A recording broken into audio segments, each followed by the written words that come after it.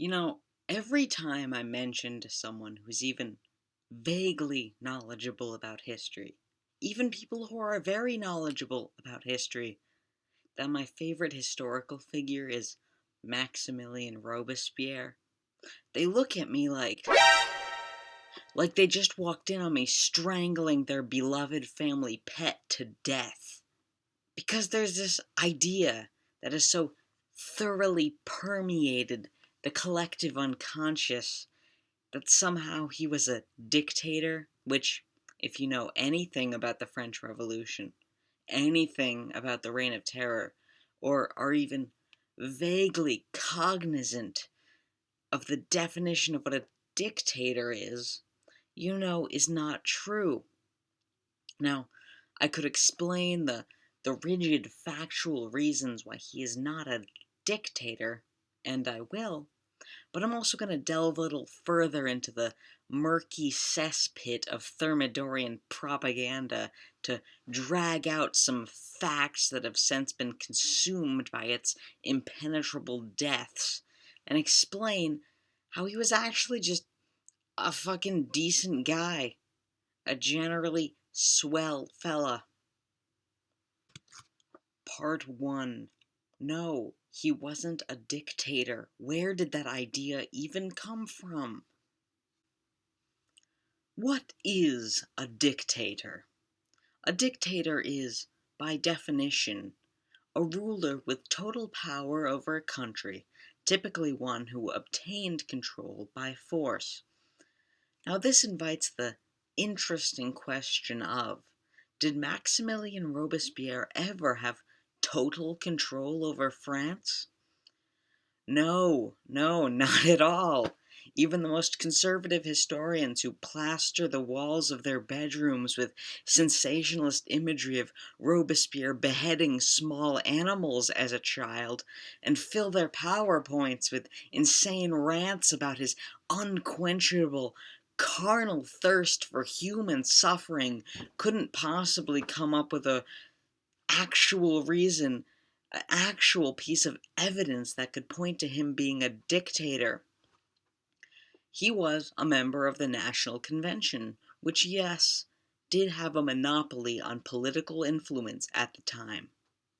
He was also an elected representative of the convention out of 749 delegates.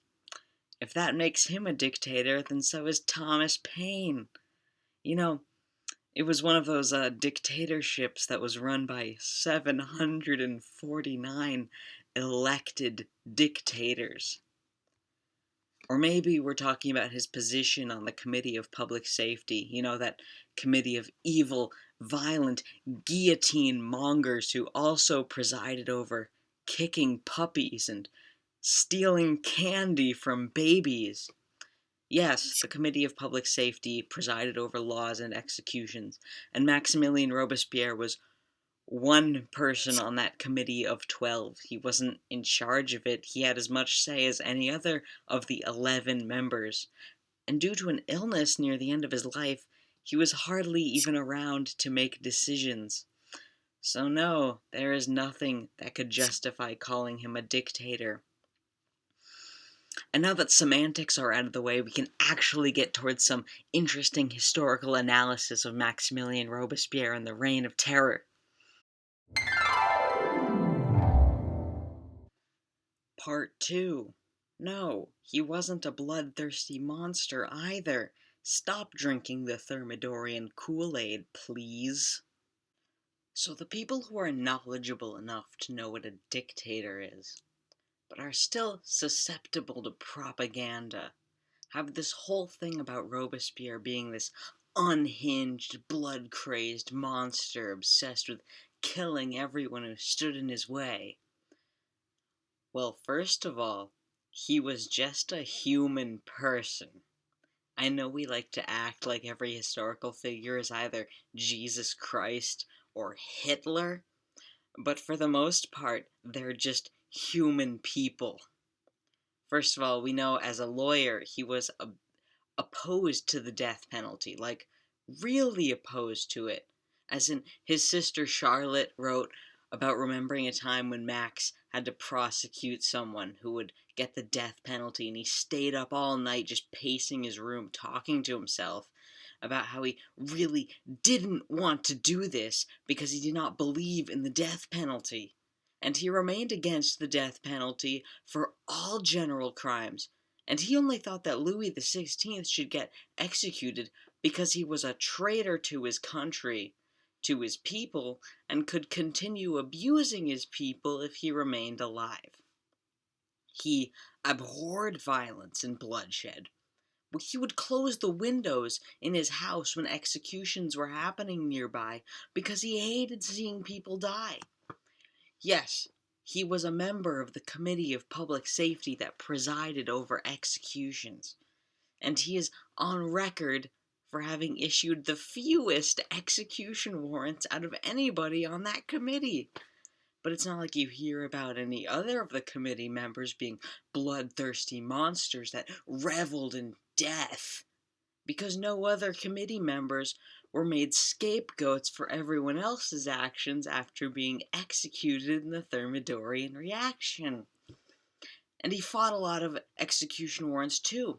When Camille Desmoulins was going to be executed along with the Dantonists for corruption, Robespierre did everything he could to prevent him from being guillotined. But guess what? Camille got guillotined because Robespierre did not have the kind of power or influence that the Thermidorians liked to act like he had. Part 2.5. I should probably explain what Thermidorian means. So I realized that I've been using the word Thermidorian a lot, and I should probably explain what that means. So during the Revolution, they changed up the calendar a lot. So at the time, like July to August was called Thermidor. And during Thermidor, a bunch of people way more violent than Robespierre conspired against him and had him executed. Marc-Antoine Baudot, a deputy to the convention, stated that the whole shebang wasn't about principles, but about killing. These are the people who killed Robespierre, admitting it was not about principles, it was about killing. And yet, Robespierre gets to be known as the bloodthirsty killing machine, while these assholes get to retire to peaceful anonymity. Immediately following his death, these Thermidorians all jumped at the chance to portray Robespierre and everyone who supported him as insane monsters devoid of principles. And yet, because everyone who supported Robespierre was either killed or a woman, the claims made by the Thermidorians were considered undisputable facts. Part 3. He wasn't even a radical, for God's sake. Much to my own disappointment, even the idea that Maximilien Robespierre was some kind of radical is wrong. And this is coming from a Robespierre fan, okay? I've got a poster of him above my head right now. There he is. And there he is again. And there he is again. He wasn't a radical. There are whole political sects like Les Enragés who were actually radical, who supported socialist ideals and the abolition of the class system before Karl Marx was even born. And they condemned Maximilien Robespierre for being a moderate. So the popular perception is that the Girondins were the middle-of-the-road centrists. The Jacobins were the insane radicals out for blood, and nobody else existed. But realistically, the Girondins were conservatives that wanted a return to monarchy. The Jacobins were moderates, and actual socialists existed that might even be called radical, and Robespierre was not one of them. Basically, the people that call Maximilien Robespierre a radical are the same people that call Bernie Sanders a communist. and think that the Democratic Party is somehow left-wing. I wish it were true, but facts are stubborn things. Part 4. He was honestly a great guy. I mean, yeah, he was honestly a great guy. He grew up without parents. He became a lawyer who was known for working pro bono to the point it would negatively affect him because he didn't want to take money from the needy. His political career was marked by his constant, unwavering support of the rights of Jewish people, women, and other minorities. He actively fought to end slavery in French colonies. He was nicknamed the Incorruptible for his unwavering support of the working class. People would joke, he'll he'll ask you to bribe him just so he can refuse it, and it was funny, but it was true. There was never anyone more dead set in his convictions, especially during a time when revolutionaries like Danton Mirabeau and plenty of others were willing to forego their revolutionary ideals for a little coin. Part 5. But he was just a guy. The thing about Robespierre that arose from Thermidorian propaganda and was only furthered by almost every piece of French Revolution media that was ever made is that they like to interpret him as both violent and power hungry and maniacal, but at the same time weak and effeminate and sexless. Throughout the Reign of Terror, interpretations of him varied from violently rapacious to completely impotent to an inhuman degree. And these interpretations didn't just end with the terror. Today, we have video games that portray him as a genocidal maniac that make shooting him in the face out to be some kind of heroic activity. In any French Revolution movie I've ever seen, he's been made out to be some kind of sickly, frail, and impotent creep. But he was just a guy. He had family and friends that he loved. He was passionate about jam tarts to the point that he'd write poetry about them. His sister recalls that when one of his pet pigeons died as a child, he cried about it for days. She also recalls a time he worked so hard that when he came home one night and she'd made soup for dinner, he forgot to get a bowl and just poured the soup out onto the table. I think about that a lot. But in the end, he was just a human being with flaws and virtues, and honestly, a lot more virtues than most. He was called the Incorruptible for a reason, and a lot of modern conservative historians like to give it some kind of ironic twist. But he was a popularly elected deputy called the Incorruptible by the working class people that he dedicated his life to serving. There's a plaque outside of his apartment today that reads, Lawyer, born in Arras in 1758, guillotined without trial on the 27th of July, 1794. People like to act like his being guillotined was some kind of karmic justice, but every person he sent out an arrest warrant for had a trial. Half of the people tried by the Revolutionary Tribunal were acquitted.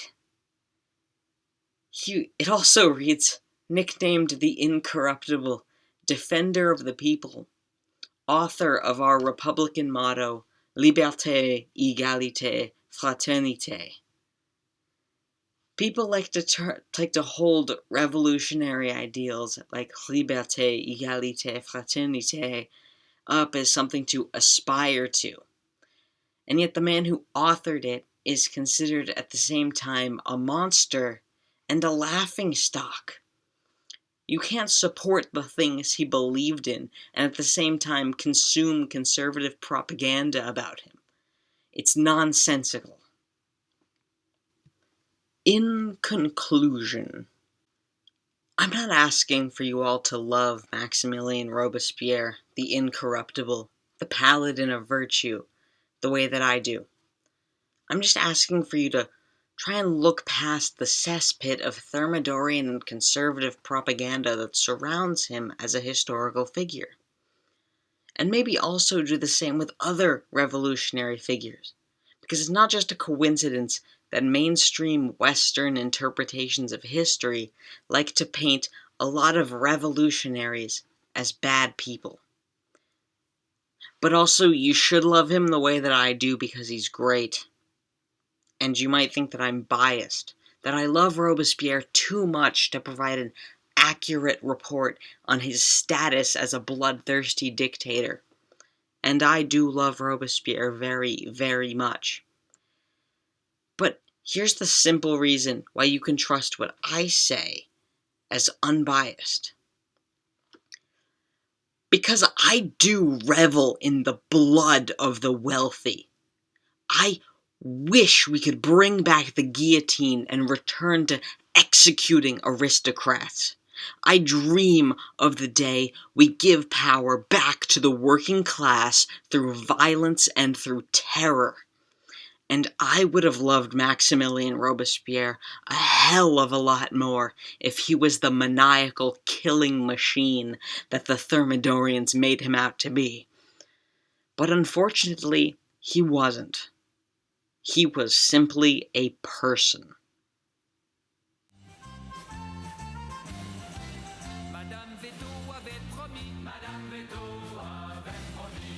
De faire égorger tout Paris, mais sans coup à manquer, grâce à nos canonniers.